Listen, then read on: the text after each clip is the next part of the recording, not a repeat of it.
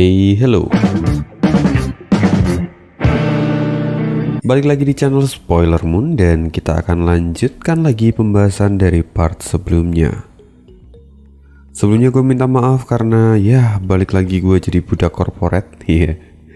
Jadi agak sulit untuk mencari waktu supaya bisa memberikan bonusan. Sorry banget, kemarin Selasa nggak bisa ngasih bonusan karena memang situasinya sedang crowded begitu di hari-hari ini. Jadi begitulah yang terjadi.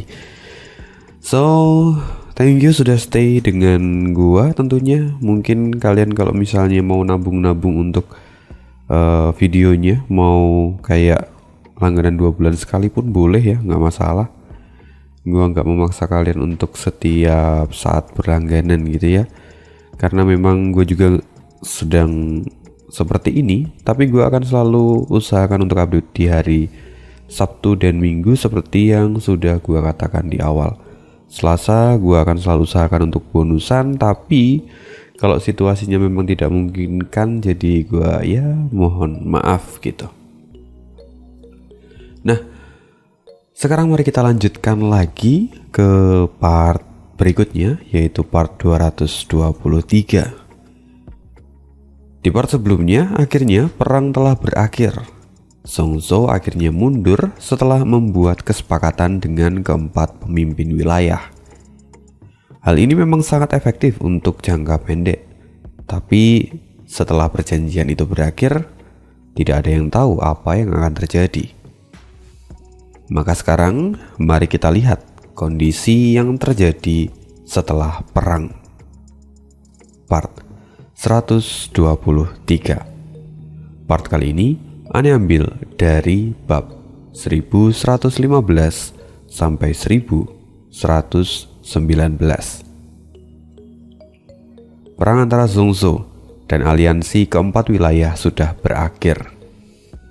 Bahkan meski persiapan perang itu memakan waktu lebih dari 1 tahun, tapi ternyata hanya butuh kurang dari 10 hari untuk mendapatkan hasil dari perang itu. Dan dalam 10 hari itu juga perubahan besar benar-benar terjadi.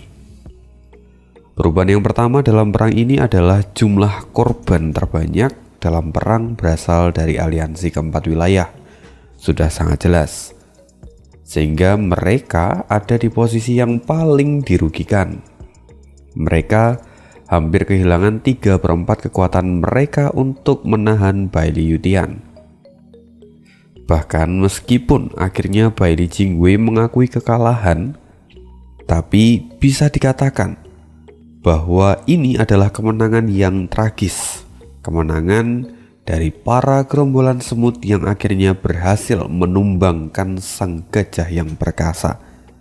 Meskipun pada akhirnya sang gajah tidak mati. Banyak orang yang kecewa karena tidak berhasil memenggal kepala Bai Liutian tentunya. Tapi para petinggi dari masing-masing wilayah selalu mencari alasan yang tepat untuk meyakinkan para tentara, para prajurit, dan para pasukan. Sehingga kemarahan dari mereka semua akhirnya bisa diredam. Perubahan kedua dalam perang ini juga, para pejabat tinggi dari masing-masing wilayah ikut menghilang. Yang kemudian membuat para tetua sekte dan juga para keluarga-keluarga kecil mulai melakukan perekrutan anggota secara agresif. Banyak yang ingin memanfaatkan keadaan ini untuk mendaki puncak.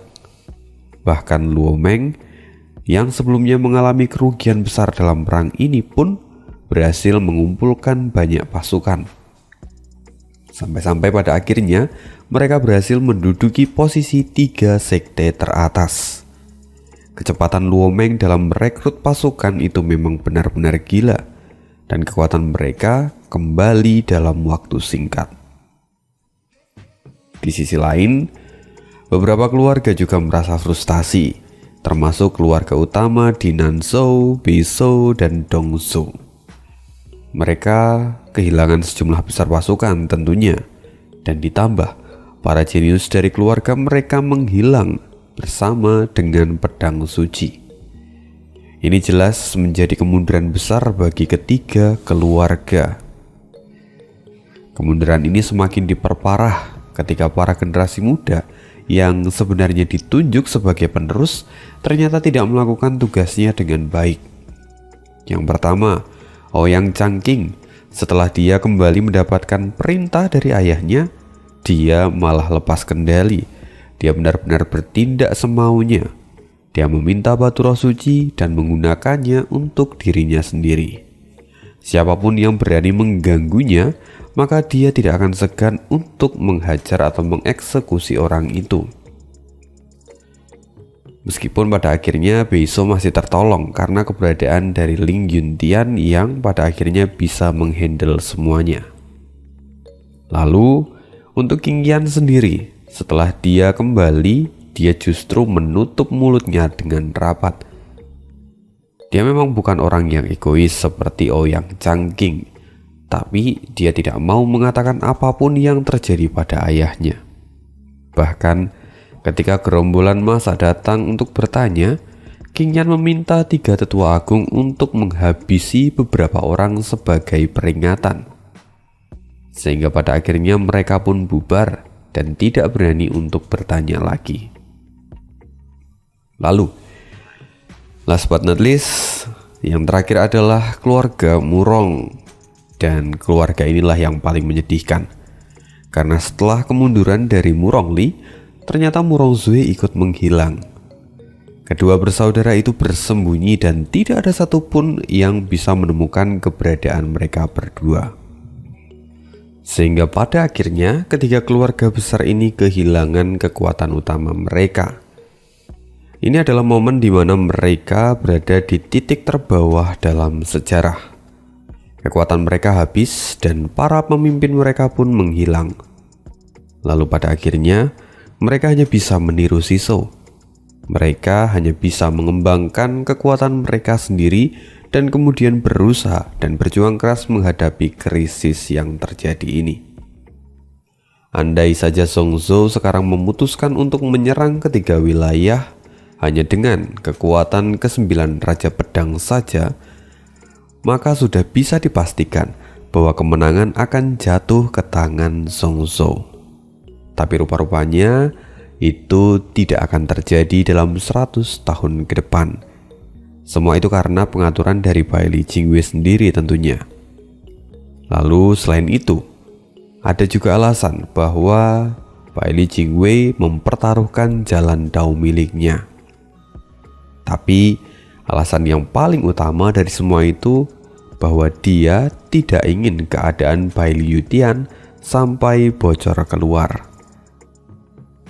Sehingga mau tidak mau mereka pun benar-benar tidak melakukan gerakan apapun selama 100 tahun. Pintarnya Baili Jingwei di sini, dia menyembunyikan kelemahannya itu dengan sangat rapi. Dia membuat perjanjian itu hanya dengan tujuan supaya tidak ada orang yang menyadari kalau Baili Yutian sekarang sedang terluka parah. Karena jika itu sampai terjadi, jelas bahwa Raja Pedang tanpa nama Baili Jingwei pasti ada yang akan memberontak. Karena mereka sebenarnya hanya tunduk pada Baili Yutian.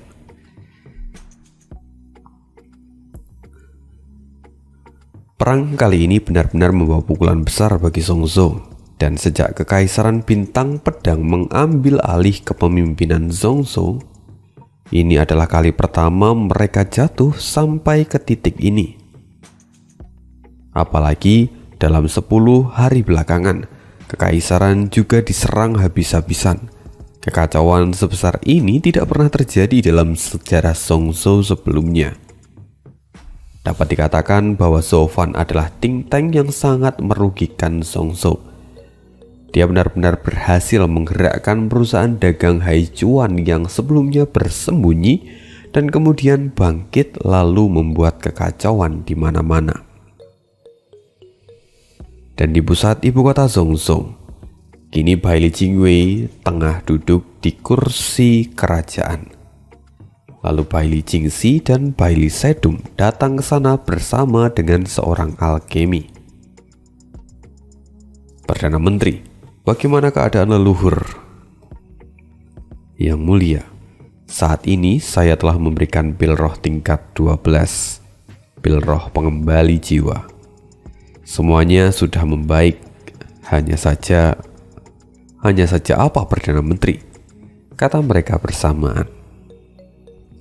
Lalu Bai Jingwei tampak menghela nafas dan berkata, hanya saja leluhur benar-benar terluka parah dan vitalitasnya hampir habis. Sekarang pondasi keterampilannya juga ikut rusak, dan padahal sebelumnya saya berpikir kalau leluhur hanya akan membutuhkan waktu 18 hari sampai bisa pulih. Tapi saya khawatir leluhur sekarang justru hanya bisa bertahan kurang lebih 100 tahun. Karena akan sangat sulit untuk mencapai titik di mana leluhur sekarang berada. Apa maksudmu, Perdana Menteri? Apa yang kau maksud bahwa leluhur hanya memiliki batas waktu 100 tahun lagi? Kata mereka dengan wajah masam. Bai Jingxi kemudian menyahut, tidak, aku tidak bisa memimpin semua kekaisaran jika leluhur tidak ada. Apa yang harus kulakukan? Bai Jingwei dengan frustasi berkata, sayangnya saya juga tidak tahu apa jawabannya. Atau mungkin apa? Mungkin jika leluhur berhasil melakukan terobosan sebelum hari kematiannya tiba, maka dia akan selamat. Meskipun itu jelas sangat sulit, karena kultivasi dari leluhur sekarang sangatlah tinggi. Untuk melakukan terobosan membutuhkan waktu yang tidak sebentar. Setelah mengatakan itu, Bai Jingwei menyipitkan matanya dan kemudian tangannya bergerak. Krak! Lalu tiba-tiba kepala alkemi yang dibawa oleh Bai Jingxi serta Bai Sedum hancur dalam satu gerakan. Bai Siji jelas terkejut dan kemudian berkata, Jingwei, apa yang kau lakukan? Dia adalah satu-satunya alkemis tingkat 12 yang kita miliki. Yang mulia, cedera leluhur tidak boleh sampai tersebar ke dunia luar. Jadi jika di ruangan ini ada orang selain kita, aku pasti akan membunuhnya. Aku tidak peduli bahkan jika itu adalah dewa pengobatan pun. Jika mereka sampai mendengar yang tidak seharusnya mereka dengar, satu-satunya hukuman yang tepat adalah hukuman mati. Atau kita justru akan benar-benar di situasi hidup dan mati. Apakah Yang Mulia pernah mendengar dan membayangkan kalau keempat Raja Pedang yang tidak memiliki marga Baili mendengar hal ini? Apakah Anda pikir bahwa mereka akan tetap diam saja? Mendengar itu Bai Jingxi tersadar dan akhirnya dia pun mengangguk. Jadi bagaimana kamu akan mengatur mereka berempat sekarang? Tanya Bai Jingxi. Yang Mulia tidak perlu khawatir, saya telah memberikan mereka tugas keluar dari ibu kota dan dengan tujuan meredam kekacauan di masing-masing wilayah. Selain itu, saya juga sudah meminta pada keempat Raja Pedang lainnya untuk merahasiakan masalah ini. Intinya berita tentang leluhur akan menjadi rahasia besar untuk kita. Tidak boleh sampai bocor, kata Bai Jingwei dengan suara tegas. Namun pada saat itu, di tengah-tengah hutan yang gelap, di sana berdiri Wurandong bersama seorang gadis kecil dan seorang bocah laki-laki. Kedua anak itu tidak lain adalah Kue Er dan San Ge. Lalu selain mereka bertiga, juga ada sosok pemuda yang tentunya sangat familiar. Dia adalah Sofan. Sofan yang kini matanya masih tertutup oleh kain putih. Sofan kemudian berkata pada Wurandong, sekarang mulailah jalan menuju surga. Tiba-tiba setelah mengatakan itu, situasi menjadi gelap, seolah lorong waktu telah terbuka. Dan kemudian saat cahaya mulai terlihat, Suasananya pun terlihat berbeda. Di mana sekarang kita berada di dalam sebuah hutan yang gelap, dan di depan sana ada gua yang tidak berpenghuni. Harusnya. Namun ketika masuk ke dalam, di sana terlihat sekelompok pria berbadan besar dan memegang beberapa senjata roh di tangan mereka. Meski begitu mereka terlihat sangat frustasi, bahkan beberapa terlihat memukuli dinding. Lalu seorang pria berbadan besar mencoba menenangkan yang lain dan berkata, "Semuanya tenanglah. Selama malam ini bisa kita lalui, maka semuanya akan selamat tanpa harus melakukan apapun." Ketika semua orang mendengarnya, mereka justru semakin frustasi. "Ini akan berakhir, bos. Ini semua terjadi karena kita menerima pekerjaan ini tanpa tahu siapa yang akan kita usik. Sekarang aku bahkan terlalu takut untuk pergi kencing sendirian. Aku takut kalau sampai tertangkap dan mati di tempat itu. Aku sekarang benar-benar ingin pulang." Kau rupanya benar-benar pengecut," kata pria berbadan kekar itu. Lalu dia tertawa. "Untuk apa takut? Aku ada di sini dan selama 100 tahun itu tidak akan berubah. Bahkan aku sudah seperti tetua di tempat itu. Maka tenanglah. Selama kita bisa melewati malam ini, maka kita akan selamat." Kenapa juga kita harus mengerjakan pekerjaan ini sebelumnya? Sekarang nyawa kita yang jadi taruhan. Aku tidak tahu apa yang akan terjadi pada kita setelah ini. Hei, apa yang kau takutkan? Selama ada aku di sini, tidak ada yang perlu ditakutkan. Di bawah tanganku bahkan puluhan ahli di ranah Guiyuan bisa aku tangani sendirian," kata pria berbadan kekar dengan sombongnya. Ya, pada kenyataannya orang ini di ranah Guiyuan tahap 6. Tapi dia juga bukanlah orang sembarangan. Seorang yang lain kemudian berkata, "Tapi bos, ini bukan hal yang sederhana.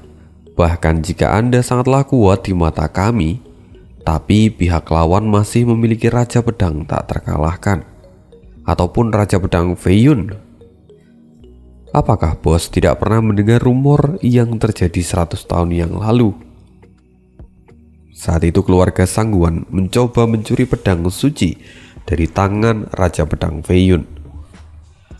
Lalu meski pencurian itu awalnya digagalkan, tapi Raja Pedang Feiyun murka dan membantai puluhan ahli di ranah Guiyuan hanya dalam satu gerakan. Aku takut jika sampai harus bertemu dengan ajal yang sama.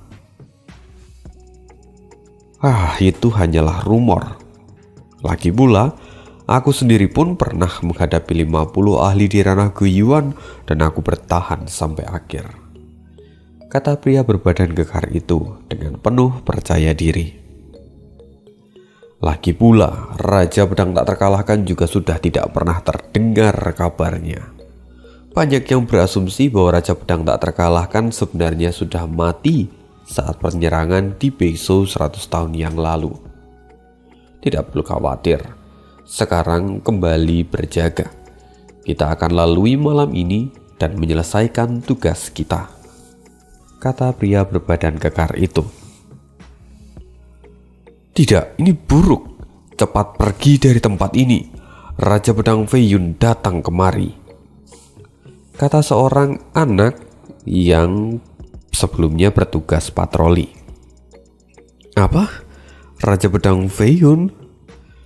Semua orang terkejut dan hampir menangis. Lalu seorang pria berkata, "Sudah kukatakan bahwa tempat ini sangatlah berbahaya. Sekarang apa yang harus kita lakukan?" Pukulan keras mendarat di wajah pria itu. Apa yang harus kita lakukan? Lari, bodoh. Sekarang tutup lubang gua ini dan segera lari. Jika kita sampai terlambat, maka semuanya akan sia-sia. Semua orang segera mengangguk dan buru-buru pergi, meninggalkan tempat itu. Tapi sayangnya, sebelum mereka pergi jauh, mereka mendengar suara udara pecah dan lebih dari selusin orang tua menutup jalan mereka. Melihat ini, semua orang terkejut dan wajah mereka menjadi masam. Sungguh orang-orang yang pemberani. Kalian bahkan berani melangkahkan kaki di wilayah istana Feiyun kami. Sepertinya kalian memang sudah bosan hidup, kata seorang laki-laki tua sambil mencibir. Para penyusup itu ketakutan, tapi kemudian pria berbadan kekar mengambil langkah maju dan berkata, "Kalian pergilah, aku akan menahan mereka semua di sini." Pria itu melompat maju dan menyerang para orang tua itu. Tapi pria itu dengan santainya mencibir, "Hanya seorang ahli di ranah guyon tahap 6. Bahkan jika kita hanya memiliki perbedaan satu level, tapi apa kau pikir kau bisa lolos dari orang tua ini?" Orang tua itu maju dan dengan satu ayunan, keduanya saling bertukar pukulan. Pukulan itu sangatlah kuat sampai pria berbadan besar itu mundur beberapa langkah. Dia menggertakkan giginya dan tampak frustasi. Belum lagi noda darah keluar dari mulutnya. "Psst!" teriak mereka semua dengan wajah panik. Sedangkan di sisi lain, orang tua yang berasal dari istana Feiyun itu juga tampak mundur beberapa langkah. Lalu dia mencibir, "Sungguh bodoh. Bahkan jika kau berhasil memukul mundur orang tua ini, pada akhirnya kau yang akan menjadi semakin terluka." Bodoh atau tidak, itu tergantung pada keputusanku. Kau tidak layak berkomentar, kata pria berbadan kekar itu. Lalu dia berseru lagi, "Cepat pergi, aku sudah membukakan jalan untuk kalian." Mau tidak mau, semua orang terkejut dan air mata mereka mengalir karena terharu. Hanya saja mereka tidak mau mati dan segera berbalik. "Bos, kami tidak akan mengecewakanmu." Mereka kemudian segera pergi dan meninggalkan tempat itu. "Hentikan mereka!" teriak Feiyun yang kini menjadi pemimpin rombongan itu. Tapi sebelum mereka semua bergerak, pria berbadan besar itu berhenti di jalur rekan-rekannya yang melarikan diri. Lalu dia kemudian berseru, "Jika kalian ingin menghentikan mereka, maka pertama-tama langkahi dulu mayatku." Pria itu mengerutkan keningnya dan tiba-tiba terkejut melihat seringai licik di wajah pria yang lainnya. Orang tua itu segera berseru, "Menghindar, dia mau meledakkan diri." Para tetua segera berhenti dan berusaha menjaga jarak. Rombongan pria yang melarikan diri berbalik setelah mendengar ucapan orang tua itu. Mereka pun meraung dan berseru, "Bos Lei!" Pria berbadan kekar itu melambaikan tangannya dan berkata, "Aku adalah pemimpin rencana ini, maka aku akan menanggung semuanya." Semangat pria ini merasuk ke dalam jiwa yang lainnya, dan mereka benar-benar menghormati pria ini sekarang. Tidak masalah jika kau memang ingin meledakkan dirimu sendiri, tapi tidak perlu melibatkan mereka, jadi berhentilah selagi bisa, kata seorang pria yang kini berdiri di belakang pria berbadan kekar itu. Pria itu segera menoleh dan wajahnya ketika itu langsung berubah menjadi menghitam. "Fei, Raja Pedang Feiyun, Sangguan Feiyun, kenapa kau ada di sini?" Feiyun mencibir dan kemudian menggelengkan kepala. "Kenapa kamu belum meledakkan tubuhmu? Apa yang kau tunggu? Jika kau tidak bisa melakukannya sendiri, maka aku yang akan membantumu." Feiyun mengayunkan tangannya ke atas leher pria berbadan kekar itu. Wajah pria itu pucat pasi dan dia hanya bisa menahan nafas. Namun tiba-tiba cahaya merah datang dan langsung mengincar Fei Yun. Jelas itu membuat Fei Yun terkejut dan buru-buru menangkisnya. Ledakan terjadi dan gelombang besar menyebar ke segala arah. Fei Yun dipaksa mundur ke arah bawahannya dan mereka semua terhempas keluar hingga 100 meter. "Siapa itu? Tunjukkan dirimu," kata sangguan Fei Yun yang terkejut karena ada kekuatan besar yang tidak pernah dia sangka-sangka. "Raja Pedang Fei Yun, apa kau sudah melupakanku? Itu sungguh menyedihkan jika kau benar-benar sudah melupakanku."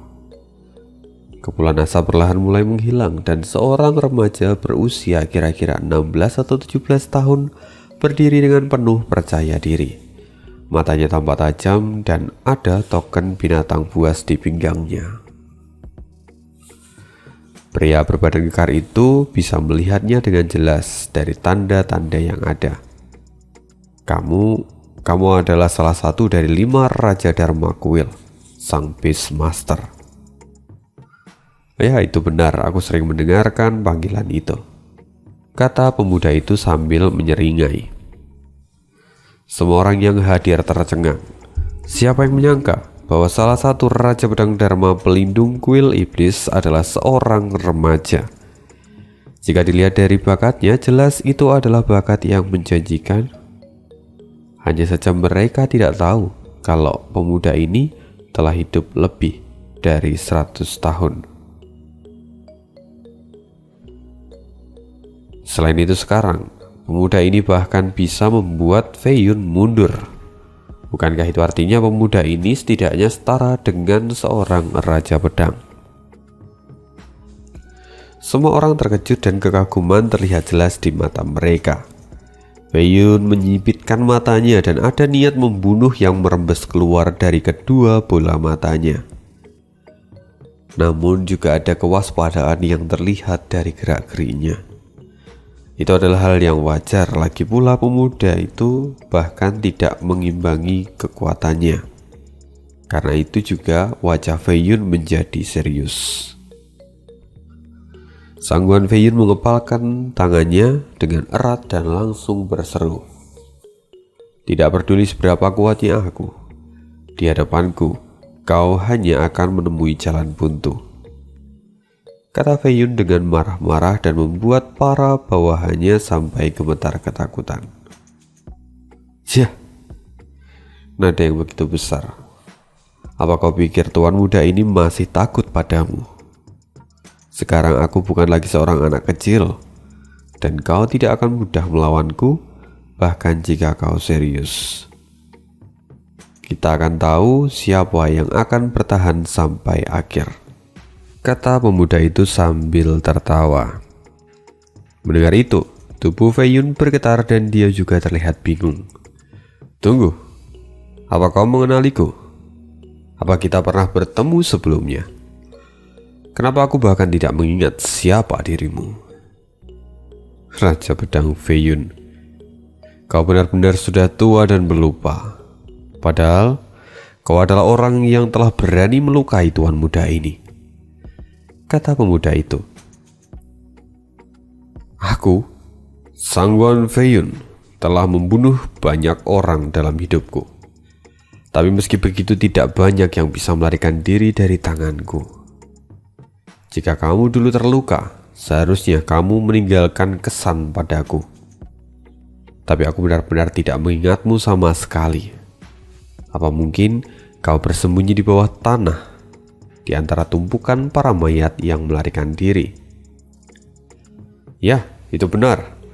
Aku baru saja keluar dari tumpukan mayat. Dan tidak lama lagi aku akan membalaskan dendam itu padamu," kata pemuda itu dengan santai. Lalu sembari bicara, pemuda itu mengulurkan tangannya. Dia mengangkat pria berbadan kekar itu dan melemparkannya ke belakang. Pemuda itu kemudian berkata, "Pergilah, aku akan menahan Raja Pedang Fei Yun di sini." "Mau pergi?" Apa kau pikir kau bisa pergi semudah itu? Teriak Fei Yun yang kemudian melepaskan serangan lurus ke arah orang-orang itu. Serangan itu tiba-tiba hancur seperti hujan es dan terpencar ke tanah. Semua orang pun ketakutan ketika melihat itu.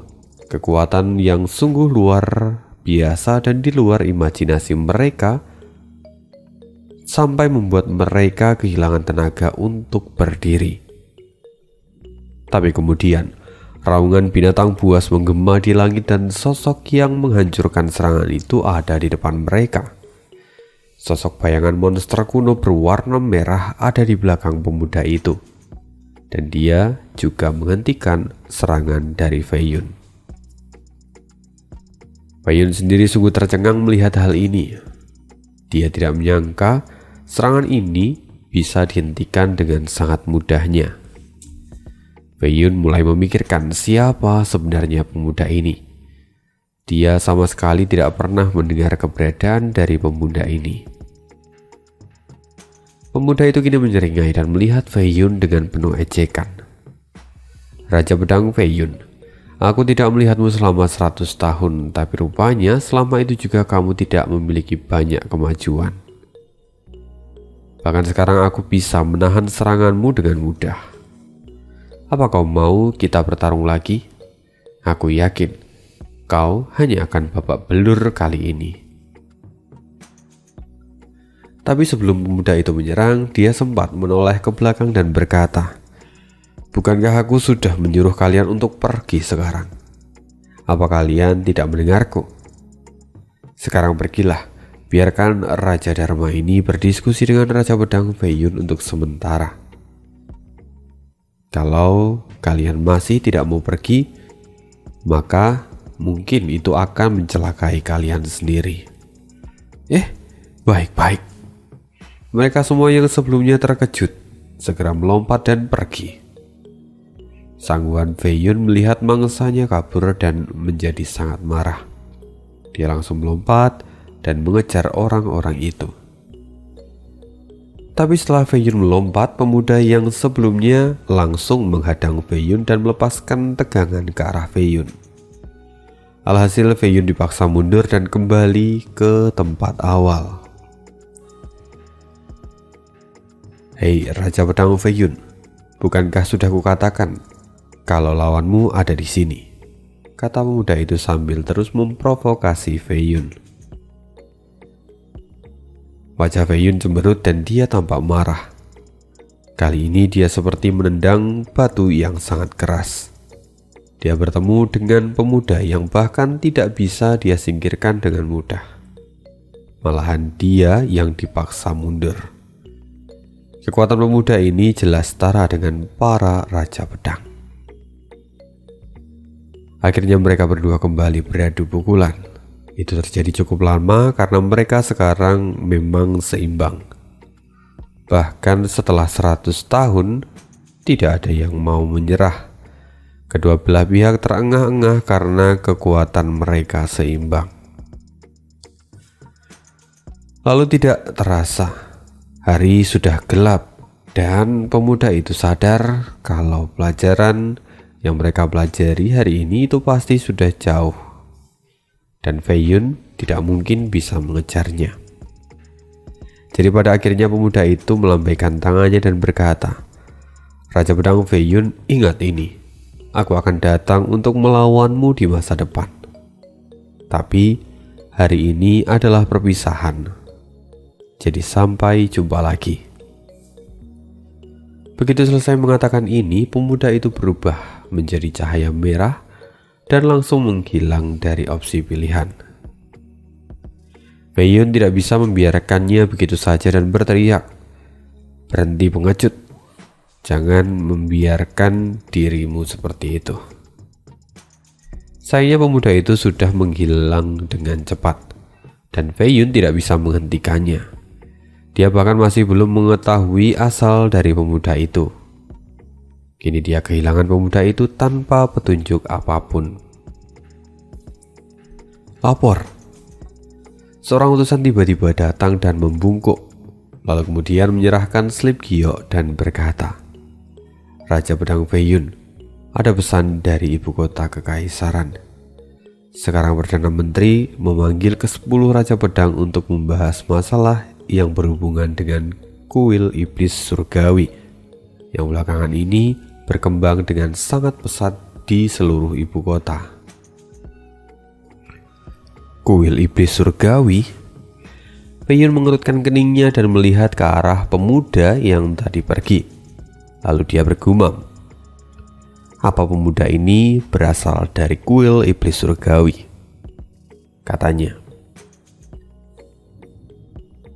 Lalu kita akan berpindah ke sisi yang lain. Sebuah suara terdengar di sebuah ruangan yang gelap. Ayah, aku kembali. Masalah di benteng Sangguan Feiyun telah berhasil diselesaikan, kata seorang pemuda yang baru saja datang. Tempat itu adalah aula yang masih gelap dan hanya ada beberapa lilin yang menyala. Pemuda itu melihat ke sana kemari dan kemudian bergumam, ayah pergi lagi, katanya dengan agak kecewa. Master kuil memang pergi sekitar setengah bulan yang lalu. Jadi dia tidak ada di sini. Sebuah suara terdengar dari belakang dan di sana seorang pria paruh baya datang dengan kumis panjang yang tergantung di sudut mulutnya.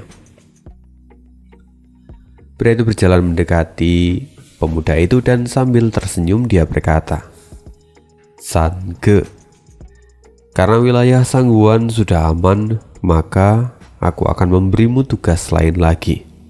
Karena ada area yang juga harus segera diselesaikan. Tapi tiba-tiba ada gangguan dan kamu harus pergi ke sana untuk mengurusnya. Pemuda itu yang tidak lain adalah Sange yang kini sudah remaja. Dia terlihat seperti seorang pemuda di usia 16 atau 17 tahun. Jadi dia pada saat ini masih terlihat sangat antusias. Kemudian dia tertawa. Tidak mau, Paman Dong. Saya baru saja kembali. Dan saya belum bertemu dengan ayah ataupun KWR karena mereka sedang pergi. Saya ingin bertemu mereka dulu. Jadi, Paman, apakah Anda tahu mereka pergi kemana? Sosok pria itu akhirnya menampakkan seluruh wajahnya. Dia adalah Wurandong yang kini sudah semakin dewasa. Berkat kultivasinya dia terlihat seperti pria paruh baya meski usianya sudah lebih dari 100 tahun. Tapi lebih dari itu, kini dia terlihat jauh lebih bijaksana dan stabil. Dia sudah menjadi orang hebat di bawah pimpinan Zofan. Lalu Wurandong menatap Sange dan berkata, Sange, kamu adalah salah satu dari 5 Raja Dharma kuil. Kamu adalah putra Master Kuil yang memiliki posisi lebih tinggi dariku. Jadi bukankah kamu seharusnya lebih tahu kemana ayahmu akan pergi? Lalu kenapa kamu masih bertanya padaku? Paman, aku memang tahu tempat-tempat yang sering dikunjungi ayahku. Entah itu Laut Utara untuk mengenang ibu atau mundur dalam pelatihan. Ada satu tempat lagi. Jianlu. Ya, dia pasti pergi ke sana. Maka aku akan segera menyusulnya, kata wanita itu. Tunggu. Memangnya tugas apa yang mau Paman berikan padaku? Paman harus ingat, bahkan jika Paman seorang tetua, tapi aku memiliki pangkat yang lebih tinggi. Seharusnya Paman tidak bisa memberiku perintah secara sewenang-wenang, kata Sange yang segera menggenggam kakinya dan berbalik melihat Randong. Saya pun tidak tahu, tapi Master Kuil telah mengatakan bahwa saya bisa memobilisasi kekuatan, bahkan Raja Pedang Dharma sekalipun. Jadi meski tindakan saya lebih rendah, saya bisa menggerakkan seorang Raja Dharma. Lagi pula Anda juga harus mulai berguna untuk kuil. Anda tidak boleh hanya menyebabkan masalah untuk kuil kita. Paman Dong, kamu bicara terlalu banyak. Lagi pula, kita sudah berteman sejak 100 tahun yang lalu. Ada apa selama itu? Apakah selama itu juga aku tidak menyebabkan masalah? Master Kuil mengatakan bahwa kamu telah melakukan banyak hal buruk, terutama kamu juga lalai dalam pelatihanmu. Kamu terlalu banyak bermain-main. Hah? Padahal aku akan membela ayahku. Tapi kenapa aku malah diomeli di sini? Sudahlah. Aku pokoknya mau pergi. Dan jangan hentikan aku. Guer. Sange, jangan coba-coba kabur.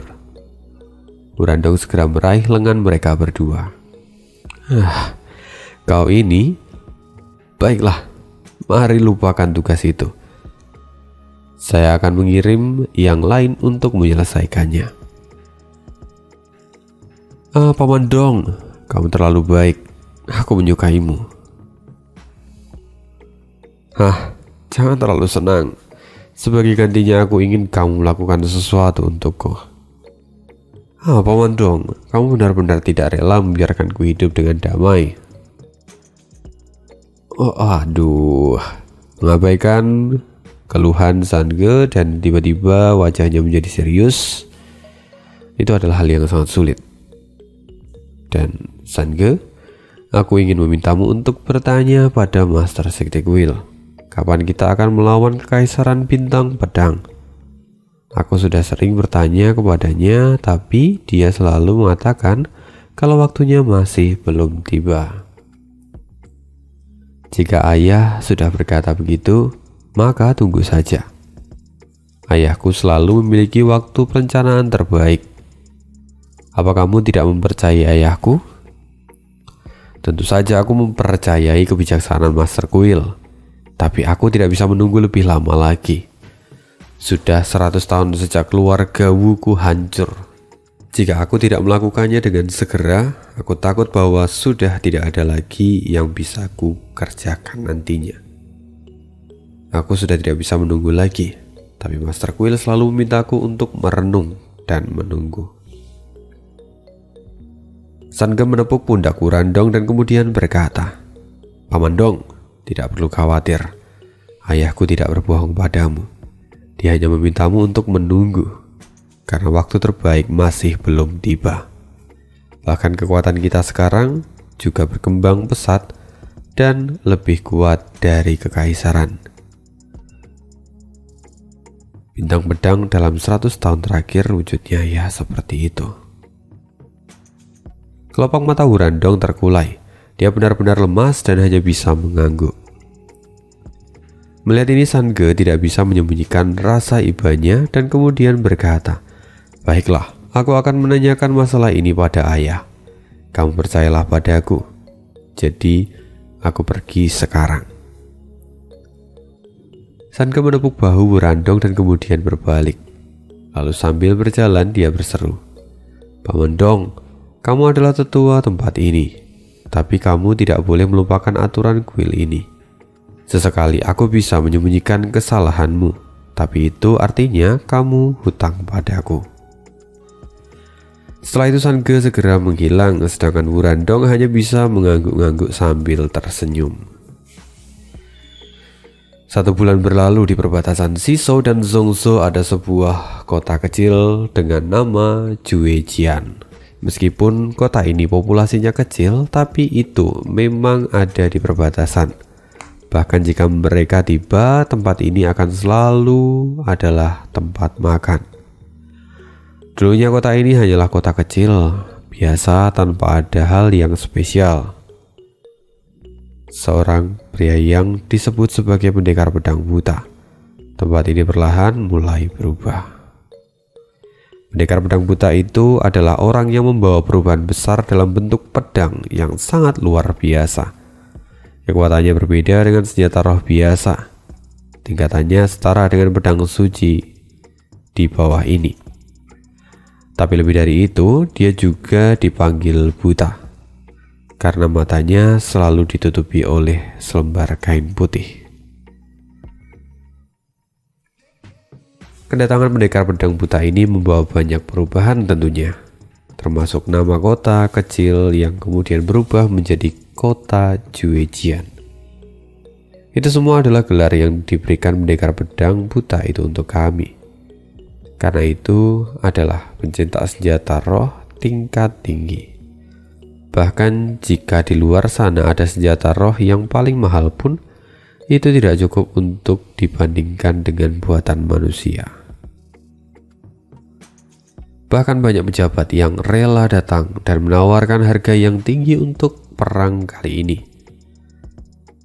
Sisanya dia adalah orang yang misterius dan suka menghilang tanpa jejak. Tapi ada satu tempat yang selalu menjadi tempat tinggal orang ini. Itu adalah rumah kecil di atas gunung dengan sebuah plakat di atasnya, Jianlu. Lalu di saat itu pedang putih panjang terbentuk. Pedang itu terlihat mulus dan sangat rapi. Lalu sebuah suara yang riang berkata, "Ayah, apa ini adalah pedang roh baru buatanmu?" Ya, itu adalah pedang Jedar. Pedang ini memiliki panjang 3 kaki dan mereka 9 jin dan 1 tael. Karena pria itu sambil tersenyum. "QR, pedang ini telah kusempurnakan dan ada ilmu pedang Feng Tian yang terulang di dalamnya. Feng Tian memiliki arti tertutup dan tidak mendominasi seperti yang menjadi pandangan biasanya. Pedang ini lembut dan kokoh, kekuatannya sangat bagus untuk mengalahkan yang kuat dan dapat digunakan untuk memblokir serangan yang kuat. Secara umum pedang ini sangatlah feminim dan wanita jauh lebih cocok dalam penggunaannya."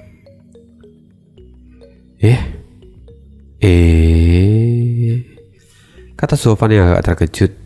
Lalu dia berkata, "QR, ayolah, kekuatanmu bahkan lebih besar. Bahkan jika kamu menggunakan senjata kelas 5, itu hanya akan menjadi hiasan. Karena pada dasarnya, kamu memiliki kekuatan yang jauh lebih besar. Jika kamu mau, maka kamu bisa menggunakan pedang yang jauh lebih maskulin." Wajah QR tampak kesal dan berkata, "Ayah, aku ini perempuan. Apa kau tidak bisa mengenaliku? Bagaimana bisa kamu bersikap seperti itu pada anakmu sendiri?" Wajah QR tampak kesal dan dia berkata, "Ayah, aku ini perempuan. Apa kamu tidak bisa lebih sopan lagi padaku?" Sofan menjawab, "Pada akhirnya kamu memang lebih cocok untuk menggunakan pedang sebagai senjata tambahan." QR semakin cemberut dan memelototinya. "Adapun itu aku tidak peduli. Aku hanya mau pedang itu." "Ayah, seharusnya kamu mengerti aku. Bahkan jika aku sudah hidup lebih dari 100 tahun, tapi dalam kedewasaan aku tidak akan berada dalam garis berusia 16 tahun. Maka aku mau pedang ini, karena pedang itu adalah buatan ayahku sebagai hadiah ulang tahunku." "Hei, kamu ini, padahal pedang ini tidak cocok denganmu," kata Sofan. "Aku tidak peduli. Setidaknya aku harus membuktikan pada orang-orang kalau aku ini perempuan. Jika kamu memang hanya ingin membuktikan ke orang lain kalau kamu adalah perempuan, itu tidaklah sulit. Cukup dengan bergerak dan membiarkan orang melihatmu." "Hah? Apa itu?" QR kesal, tapi dia juga tidak bisa menahan tawa di mulutnya. Hubungan mereka berdua benar-benar harmonis. Tapi di saat itu tiba-tiba sebuah suara masuk ke telinga mereka. "Permisi, apa senior pendekar pedang buatan ada di sini? Bisakah saya bertemu?" Dari suaranya, ini adalah seorang gadis muda, kata Sofan sambil tertawa menggoda. Ketika itu QR bertanya, "Ayah, apa kamu ingin menemui mereka?" "Untuk apa? Mereka hanyalah orang-orang sekuler. Tidak ada yang bisa dilihat dari mereka. Lagi pula, bukankah ini sudah sering terjadi selama 100 tahun terakhir? Aku hanya ingin di sini dengan tenang dan memahami esensi dari keempat ilmu pedang suci ini, kata Zovan yang kemudian perlahan bersandar di kursi. Quer masih tampak bingung dan kemudian berkata, "Jika ayah tidak ingin menemuinya, kenapa ayah tidak singkirkan saja, supaya ini menjadi peringatan, supaya yang lain tidak lagi datang di masa depan. Jika aku membunuhnya, maka tempat ini akan semakin ramai. Aku bahkan tidak akan bisa bersembunyi dari mereka. Jadi Quer, pergilah. Minta anak-anak itu pergi dan jika mereka menolak, kamu boleh bertindak kasar." Quer segera mengangguk dan kemudian keluar dari gubuk. "Siapapun kalian, pergilah. Ayahku tidak ingin bertemu dengan kalian." Ya, oke, sekian dulu spoileran kali ini. Sorry banget, kayaknya dari bagian tengah sampai akhir tadi banyak ya, spot yang agak gak sadarkan diri gue, kayak orang ngefly anjir, padahal ya kurang tidur doang. Oke, thank you, see you again di next video, dan bye.